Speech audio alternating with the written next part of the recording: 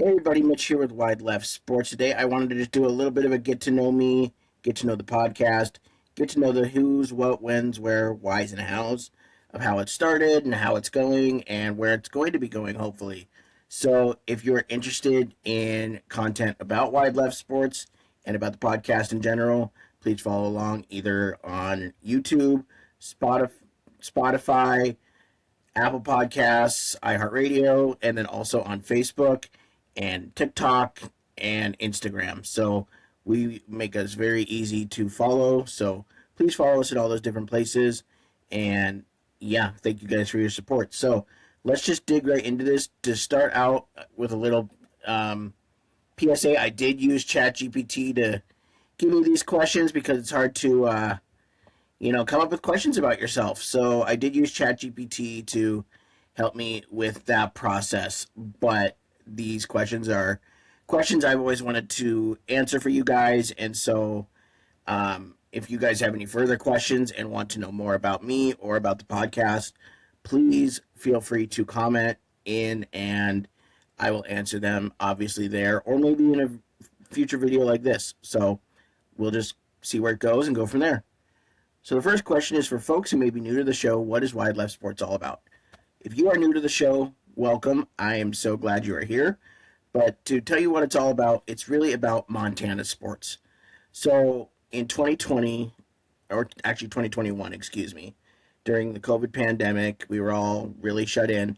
And my friend and I started it kind of as a Sports Center-esque type show, really. Pat McAfee, think of those types of, no filter, fun sports takes.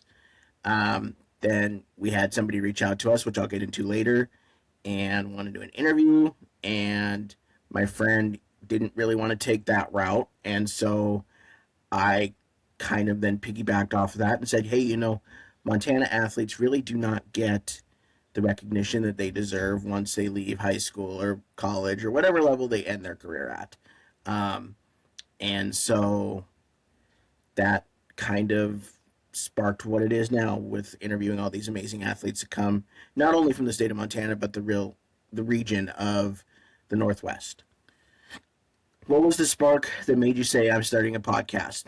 Honest to God, and I say this to everybody that asked, it was COVID boredom. But if you go back in my life, I've always kind of had this love of sports and this love of sports broadcasting.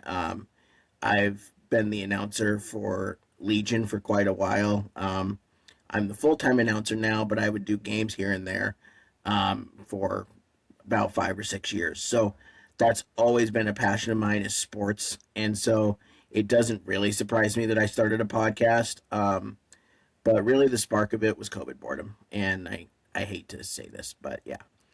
So why the name Wide Left Sports and what does it mean to you personally? Really, it does not mean much to me personally. Wide Left Sports was started because of a joke. My friend Kyle, who I started the podcast with, shout out to you if you listen to this, is probably one of the biggest Vikings fans in the country. Love him for it. I feel sorry for him most of the time, but I'm a Raiders fan, so there we go. But really, why the name Wide Left Sports is because of Blair Walsh's kick where it went wide left. I wish there was more of a cool reason for it other than it was just a friend making fun of a friend. And that's where it started, and it's stuck, and I love it. So walk us back to that very first episode. What do you remember most? So the first episode that I remember was Kyle and we were just talking about NFL helmet tiers. And so we were talking about which helmet we liked the most. And it's fun doing those types of episodes where you have your opinions. And so for me, it was just really funny to see, how different he and I are, how same we are in some seats. And did anything go hilariously wrong? Probably not. I don't remember though. That was about 4 years ago now. So I don't think anything really went wrong. But if it did, I don't remember. When you started, what were your goals and how have they changed? So I kind of said this in the beginning, but our goals were to be a more Pat McAfee Sports Center esque show. Um, that quickly changed, and so now my goal is to bring awareness to athletes that don't get necessarily the love that other athletes in bigger areas get. So I love interviewing our Montana athletes that, like I said, just don't get the love. They do locally. Obviously, our local media does a great job of covering them, but beyond that, there's not much love for them. And so hopefully this podcast reaches outside of just Montana. And I don't know if it does, but if it does, I hope it does. And gets to people that get to see that we have some amazing athletes that do some really cool things out of our state. What are some incredible guests and which interviews have stuck with me the most? Oh man. So there's quite a few that I've had. And to say that I'm humbled by the amount of interviews that I've been able to get and the magnitude of the people that I've been able to get is an understatement. The one that really sticks with me though, and it's because I've known him since I was 5 years old. I was just able to interview Ryan Leaf this past fall. And for anybody that knows Ryan Leaf's story, or actually, I'm sorry, past spring. For anybody that knows Ryan Leaf's story, he was the number 2 draft pick in the 1998 draft, which for coming out of Montana, that is massive. We've only had one other person drafted even remotely high like that. Actually, two. We've had Brock Osweiler, and then we've had Troy Anderson that were drafted in the second round. That was the closest we've had. Um, and so to have him come out of Montana was just amazing. But also with that, he was extremely cocky growing up. And so the state of Montana didn't really take a liking to that. And then because of an injury that he had in the NFL, he got addicted to pills. The NFL, and just like most other jobs, if they can get you out quicker, they will. And so he got addicted to pills and went to prison. He has completely changed his life. He talks about his struggles. He's very open about his struggles, which for somebody that goes through those struggles, I can only imagine how difficult that is to be so vulnerable and so open. So that interview to me was just so amazing. Another one of those pinch me moments. Well, I've had quite a few, to be completely honest with you. Um, but one of those really big, just pinch me, oh my god, I'm interviewing this guy moment was Alex Singleton, the starting linebacker for the Denver Broncos. He played for my Montana State Bobcats. I love the Bobcats through and through. But I got to interview him after interviewing one of his best friends who then referred him to me. And so that was just one of those pinch me moments, getting to interview somebody that's in the NFL currently and somebody that is just such of a beast in the NFL right now. I mean, year in and year out, he's towards the top of the tackles list. And to say that I've had him on my podcast, it is just such a cool moment for me. And it's something that I definitely do not take for granted. And just, there's been so many moments like that. I mean, interviewing the beat writer for the Seattle Mariners, who's from Havre, Montana, interviewing the former strength and conditioning coach for the Seattle Mariners, who's from Geyser, Montana, getting to interview Dave Sims, who was the play-by-play guy for the Mariners before he went to the Yankees. There's just been so many moments on this podcast where I'm just like, what am I doing? How did I get here? And it's just been so awesome. I still am speechless about a lot of it. Have you ever gone into an interview expecting one thing and gotten something totally different? Yeah, I'm not gonna lie. There were a couple. One was again the Ryan Leaf one. You know, his interview was so just amazing and raw and just great. And I always ask, my people, and especially somebody of his stature, how long do I have with you? And he said, Mitch, I'll give you as much time as you need. And so that to me really spoke to him and just how much it meant to him to get to tell his story again, And I was not expecting him to talk about his struggles as much. When I crafted the questions for it, I purposefully stayed away from it because I didn't want him to have to relive it. He relives it enough in his day to day life because that was obviously his life. So for me, I didn't want to have to rehash it with him unless he absolutely wanted to. And he dove into it. And I was like, okay, well, then I will. And it was just such a raw, great interview.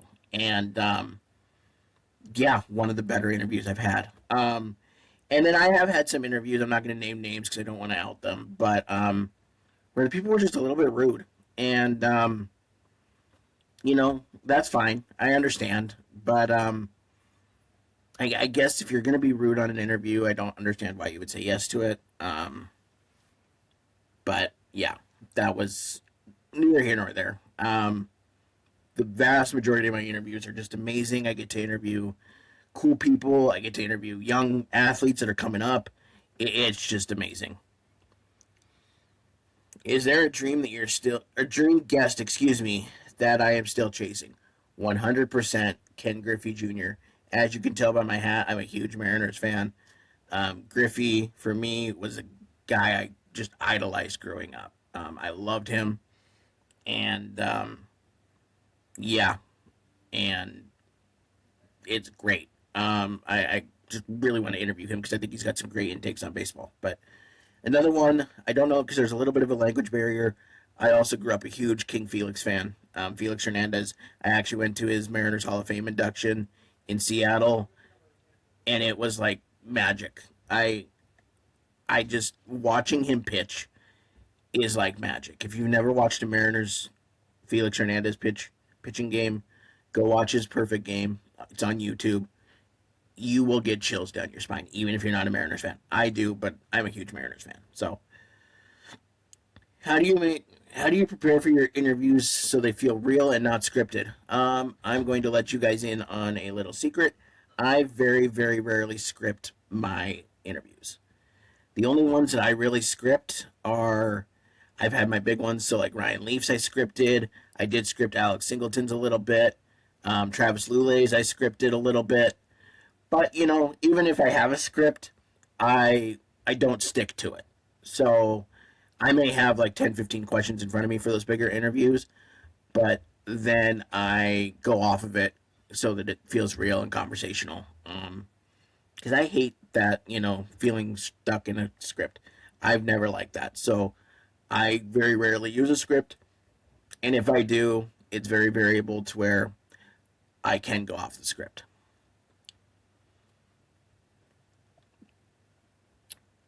All right, so now we're going to the Montana part of the conversation, and I absolutely love the state of Montana. So that's kind of why this podcast is really deeply rooted in Montana. Um, Wildlife sports has deep Montana roots. Yeah, it does. How has the local sports community shaped the show?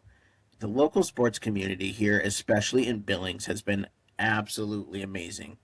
And I want to give it a special shout out to my alma mater, my high school, Billings West High School. They have been absolutely amazing to me, open their doors to me. Every coach I want, athlete I want, they let me interview them, and they have really helped me. In fact, one year, they don't normally do this, but one year they let me hang up a banner in their gym, and so that people knew about my podcast when it was growing. So that really, really helped me, and I just can't thank them enough. And then another really cool thing that has really helped me is the Montana State Bobcats. I mentioned I'm a huge Bobcat fan, but the Bobcats, especially their football program, I have an open door policy with them, and that's really, really cool. I shouldn't say open door. It's pretty open. I do have to go through some channels to make sure that everything's kosher, but I very rarely ran into any feedback Coach Vegan comes on my podcast. He's been on, I believe, twice now. And I've had, so many Bobcat players that are going to be playing in the national championship. And a lot of the time, it's me reaching out to them and then them reaching out to the athletic department, making sure it's okay. And the athletic department knows me and knows that I'm okay and won't be, interrogation, which is really cool. So, yeah, I think just those have really helped out, all the different schools that have been really awesome. I want to give another shout out, Coach Cheetah at Great Falls High. He's been a huge supporter of the podcast. Been on, I don't know, probably 5 or 6 times. Coach Dara at West has been on 5 or 6 times. The Legion programs here in Billings have been instrumental, especially the Royals. Coach Swecker has been on my podcast multiple times. Players have been on my podcast. And that's helped a little bit by me being the announcer for the Royals and now also the Scarlets. So I'll be getting more Scarlets on as well. That's helped by that a little bit, but really it's a testament to their programs and them being like, yeah, this is a guy that we want to help us get our name out there, but also help him get some interviews. So great shout out to all those, amazing programs. And if there's any other programs that want to have me talk to their athletes or to their coaches or whatever, I'm very open. It doesn't have to just be Montana. In fact, I'd love to reach out past Montana more. And so if you're a program that wants to have your voices heard, reach out to me and I will definitely do an interview with you. What does a typical wildlife sports production day look like? So it's a lot of this. I record the podcast and then I put it onto Spotify. There's really not a whole lot to it. What takes the most amount of time for me is uploading to TikTok, Facebook, Instagram, and YouTube because there's restrictions on how many times I can post in a day. So a lot of times what that is it's getting a scheduler that allows me to schedule out my posts. So you'll see I have an interview on Wednesday. Well, the clips don't get done until like Sunday because of how the scheduling is. And that's totally fine. But yeah, so a lot of it is just the day of trying to do as much as I can so that I have time to be with my family and, do other things as well that I love to do. What's the hardest part of running a podcast that most people never see? It's getting guests. For me, that is the hardest part. I am really good at, doing the interview. I shouldn't say I'm really good. I'm pretty good at doing the interview once I get there, but I'm terrible at reaching out to people and getting the interview. Absolutely terrible at it, and I will be 100% honest with that. So I'm trying to make it to where it's easy for people to reach out to me so that I'm not having to schedule it myself. But we'll see. That I'm still 4 years in and that hasn't happened. So hopefully that will come soon, but we'll see. What keeps you showing up week after week? It's the athletes.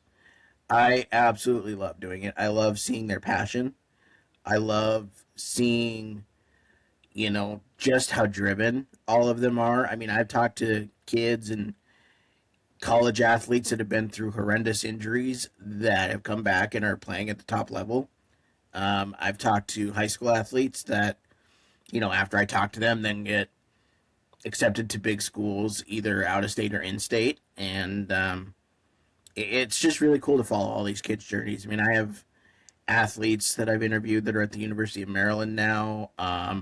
One was in the Naval Academy. He had to retire due to injury, but, he played for the Naval Academy and is going to serve our country. So thank you to him. Quite a few that are on the Bobcats and Grizz, and then all the NAIA schools in Montana. So Northern, Tech, Carroll, Rocky, and Western. So there's quite a few there. And then, just really, I love following their stories. I love following them and seeing where they go. So that's what keeps me up from week to week. How has Wide Left Sports help you find your voice as a storyteller? It's really helped me, honestly. On another note, I'm also disabled, and so I am constantly trying to advocate for that. And so having Wide Left Sports really helped me find my voice at that as well. And so it's really helped me just be a better storyteller, be a better, advocate for myself, be a better advocate for the athletes, and just help me be better. What role does authenticity play in the show? It plays 100% of the show. If I'm not in it, you can tell. I've had, I've had interviews where I was sick, and so I had to cancel because I wasn't going to be 100% in it. And in my eyes, I need to be 100% in it. And a lot of my interviewers then see that and are 100% in it as well. It's really cool. I just started posting on on YouTube, excuse me, not too long ago, and so there's kind of been that transition of, hey, am I okay using your video for social, which I've never done before because I usually just put it on Spotify and call it good. And returning guests that I've had on are just like, yes, I'm surprised you didn't do that before. Like, please do that so you can grow yourself, and I just think that's really cool. How does accessibility and inclusion shape the way you approach your work? Well, as I let out of the bag, I am disabled. So, I approach my work by doing it really just like anybody else. The only thing I don't do is I don't do a lot of on-site interviews. Just because I don't travel much and I do a lot around the whole state, and Montana's massive. So that's where great things like Riverside and before I use Zoom, that's where those things are absolutely amazing because they allow people like myself to be a part of, sports and be a part of interviewing people, even if we can't get out of the town we're in.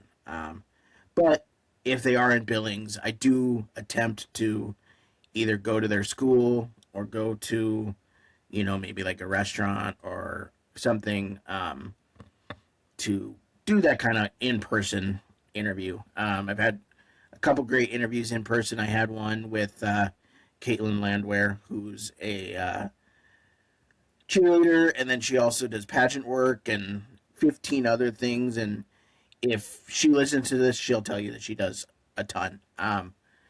But I did hers at Dave's Hot Chicken here locally. I've done a couple with I've actually done the last 3 or 4 years with the Montana Football Hall of Fame. And so their Hall of Fame is at the Billings Hotel and Convention Center. So I've done it there for the last few years.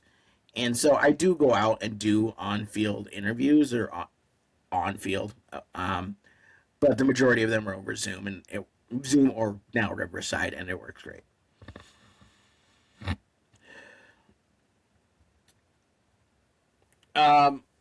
Where do you see Wide Left Sports in the next few years?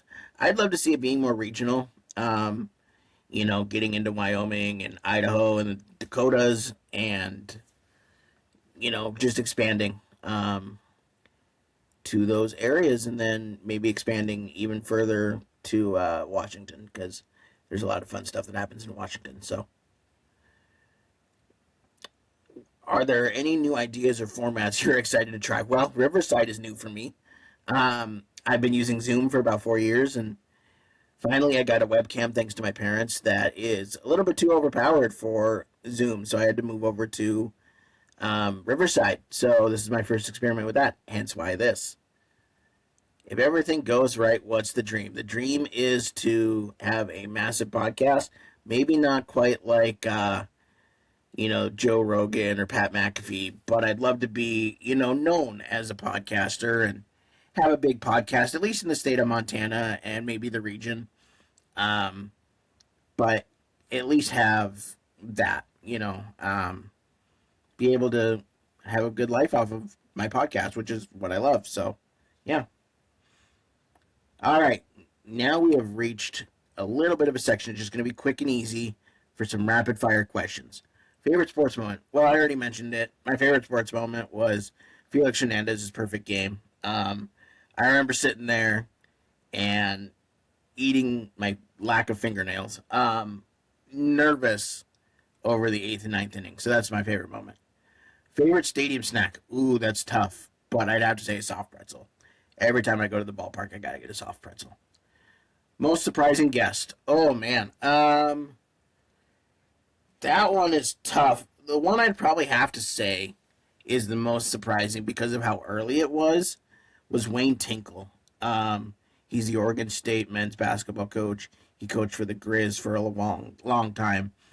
But yeah, that was probably the most surprising guess, just because of how early on it was.